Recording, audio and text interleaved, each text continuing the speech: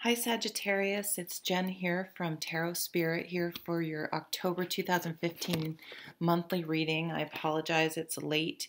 Today I'm using the Green Witch Tarot, and being Mercury retrograde, I had some technical difficulties. I don't know, my camera seems weird and the quality is even worse than usual. It's usually pretty bad on my video, so I don't know what's going on, but I'm just going to go with it because it's been hard for me to even find time to do these. So here we go. At the bottom of the deck, we have the Two of Swords. So the Two of Swords is a truce, a meeting of the minds, a decision card. And in this deck, it shows these two guys, and they have their swords here stuck. Like they have everything out on the table, and they're discussing it. They're trying to figure out, how to proceed from here. And, they're really listening to each other. And I feel like actually in this deck, this is a card about really good communication, honest communication. Really like, hey, you know what? Here's where we are, and let's try to figure this out. It reminds me of, I think it's Stephen Covey's 7 Habits of Highly Effective People. One of them is to listen, to understand, to communication isn't just about talking, but it's about listening and really trying to understand where the other person is coming from. And, sometimes you have to agree to disagree, but you need to at least try to I can understand where you're coming from. That's not how I feel, but I do see where you're coming from. That can be very powerful, and agreeing to disagree can be very powerful as well. Instead of just, I have to prove my point, and I'm not going to let it go until you see my side or I prove my point, because, there are certain things you will never sway me on, ever, that such a strong conviction about. So that's communication, I think, is an underlying theme for this month for Sagittarius. So I'm going to do relationships. I'm going to do categories, and the first one is actually work. And so we have the Page of Swords. So this, again, is communication. This is sort of a double communication card, because pages are about messages, communication, and swords are about thoughts and communication.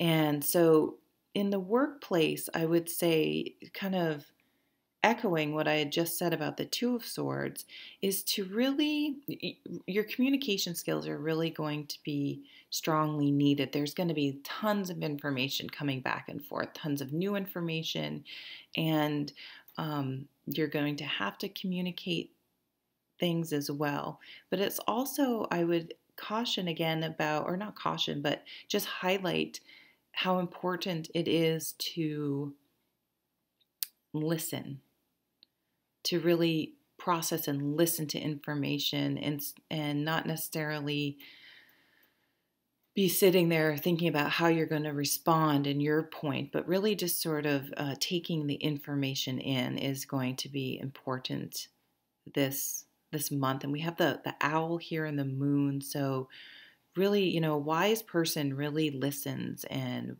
observes. If you think about an owl, they're always just sort of looking around and trying to feel things out and see what's going on. So I would think the listening and understanding side of communication is going to be called upon in your work environment this month.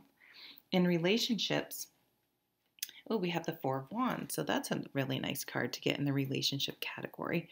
So this is a card for me about milestones. It's traditionally known as the wedding card. So of course, some of you may be getting married or getting engaged, but it's about, if you're single, finding, starting a new relationship. If you're in a relationship, you start calling each other your boyfriend and girlfriend, or your partner or whatever. And if you're, steady with someone, you get engaged or you get married or you have a anniversary, any sort of those milestones that, you're sort of building upon a strong foundation. 4 cards, the number 4 is about foundations, strong foundations. Shows, it's apropos, it shows a harvest type scene.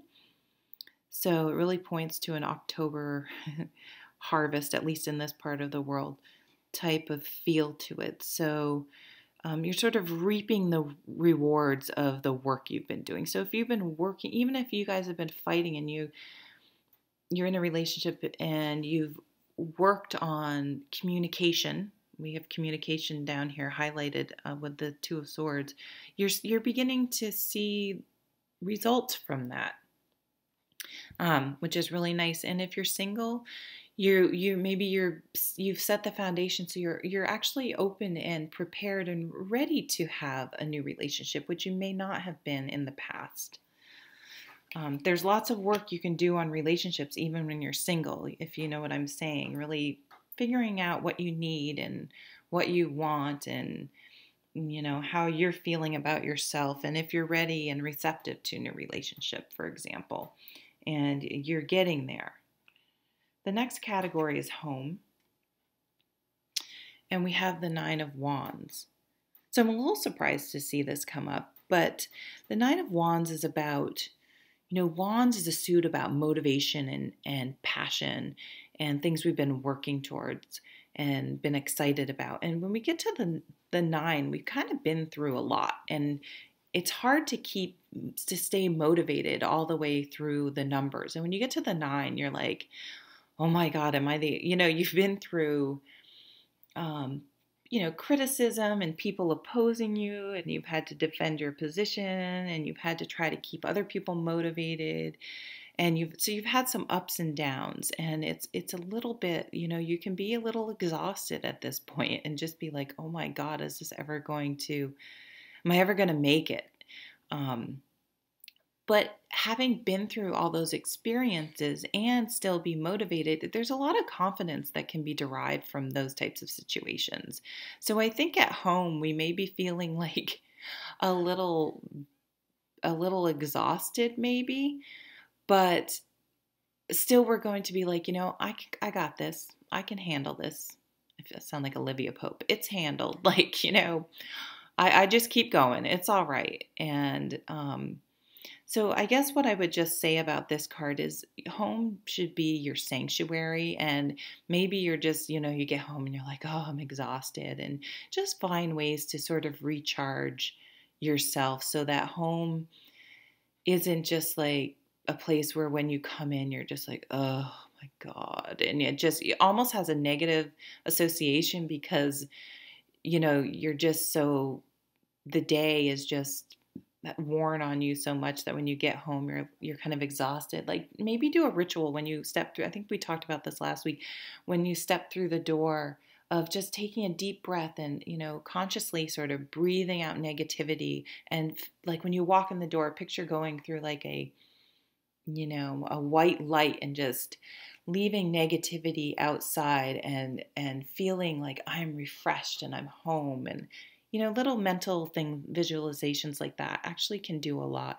Taking Epsom salt baths to try to clear away any negativity so that when you're home, you're fresh and you're not unknowingly bringing negativity into your home.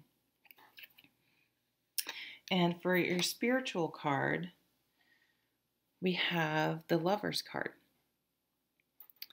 So the Lover's card is, of course, about relationships, but the deep, deep meaning of this card, the true meaning of this card is about choice and how you make decisions, which is interesting. So we have two decision cards. We have the Two of Swords and we have the Lovers. So the Lover's card, if you are in a relationship, and we'll use that as a low-hanging fruit, pardon the Adam and Eve pun, the way this plays out is, for example, when you get married, you say yes to someone, right? You say, I do, I take you, I promise all these things. But, that's just one day. Really, to honor a relationship and to honor your commitments, you need to choose that commitment over and over and over and over again. If you start an exercise program, you have to choose to exercise every day. If you're going to start a diet, you have to choose in every single thing you pick up and put in your mouth if you're going to honor that commitment you made to changing your diet. And the same thing goes for a relationship. Of course, you can't choose a relationship every single time to the exclusion of, yourself and your self-care. But it should be chosen, very often, or else the relationship won't work. So same with your spirituality. Try to make a practice of doing like that ritual I was just talking about, like walking into your house. Like, try to make sure you do that all the time to help balance and center yourself against, the things that make us sort of exhausted and sort of wear on ourselves throughout our day. And try to really make a commitment towards, and whatever. Spirituality is kind of almost no definition, if you ask me. It's whatever brings you peace and calm and clears your head and makes you feel grounded and better. You know what I mean? So really make a commitment this month to doing that which helps you feel good and calm and healthy and peaceful. So I wish you a wonderful October, and I'll see you at the next weekly video or in November. Thank you so much for watching. Bye.